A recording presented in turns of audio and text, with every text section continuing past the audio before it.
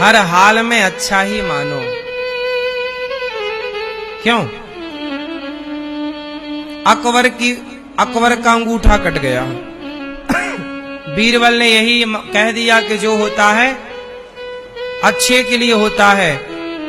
अकबर ने बीरबल को जेल में बंद कर दिया। पागल कहीं का, मेरा अंगूठा कट गया, कहता जो होता अच्छे के लिए, जा जेल में।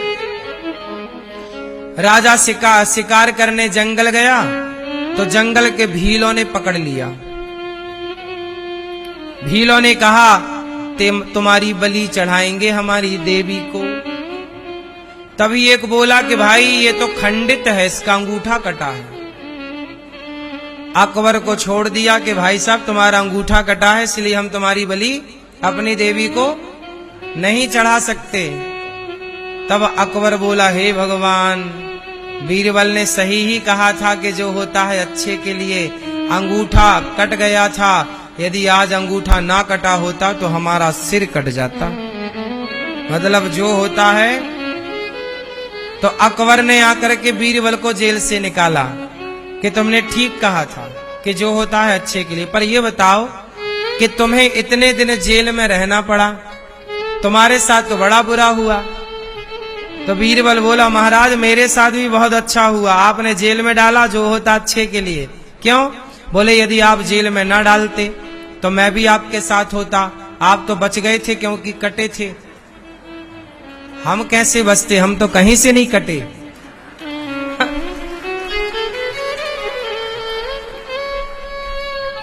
तो बीरबल बोले कि जो होता है, इसलिए इस बात को स्वीकार करो। रावण ने लात मार के निकाला विभीषण को। विभीषण को बड़ा बुरा लगा कि भाई ने लात मारा सबके बीच में, लेकिन जो हुआ अच्छा ही हुआ। लात ना मारे जाता तो विभीषण को राम जी लंका का राजा ना बनाते। तो जो हुआ अच्छे के लिए हुआ।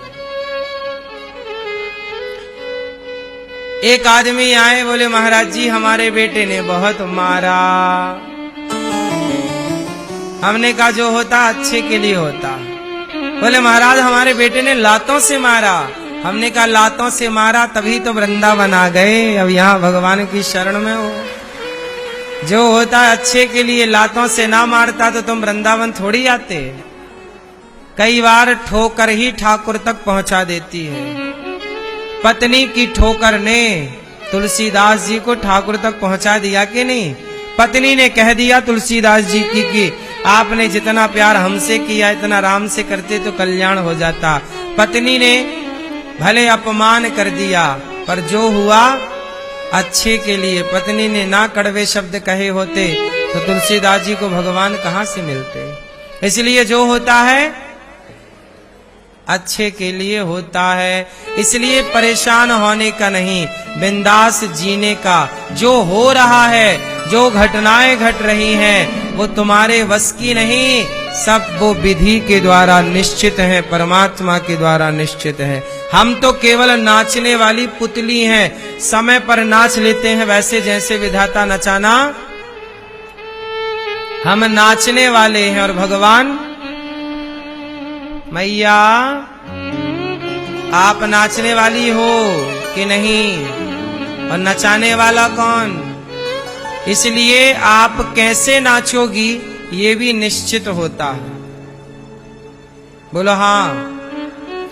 आप लोगों को 84 कोस की परिक्रमा लगानी थी, ये निश्चित था। ऐसे योग संयोग बने कि आप लगा रहे। आपको वृंदावन आना था, आज की तारीख यहां गुजारनी थी, निश्चित था। भगवान सब कुछ फिक्स करके रखते हैं सबके लिए। आज चोर चोरी करने जा रहा है, लेकिन चोरी करने गया तभी पकड़ा गया। पकड़ा गया तो जेल चला गया। उसका चोरी का घड़ा भर चुका था, तो अब वो चोरी करने गया। ये ईश्वर ने ही ये उसको इतना टाइम दे रखा था, कितने टाइम पे तू चोरी करना छोड़ दे, सुधर जा, अब सही रास्ता। नहीं सुधरा तो फिर दंड भोगने को तैयार रह, सीधा जेल जा। जैसी करनी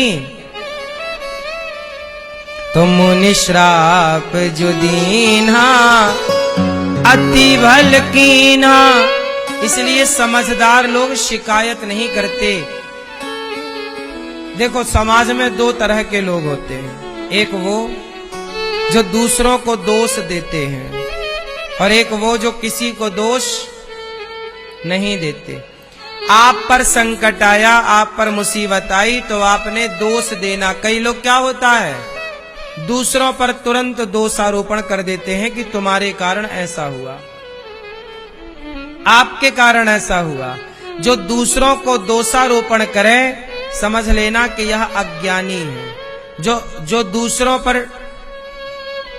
दोषारोपण कर रहा है। समझदार वो हैं जो किसी को दोष नहीं देते।